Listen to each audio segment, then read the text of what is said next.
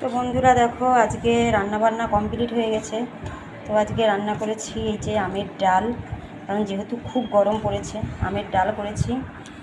আর এটা আছে বাটা মাছ দিয়ে ঝিঙে আলু দিয়ে করেছি। আর দাগা মাছও আছে, রুই মাছও আছে এর ভিতরে 2 পিস। আর এটা হচ্ছে কুদলি আলু ভাজা। আর এটা হচ্ছে এই যে আমের চাটনি। তো আজকের রান্না বান্না এতটুকুই। তো দাদাভাইকে ডাল দিয়ে দিচ্ছি।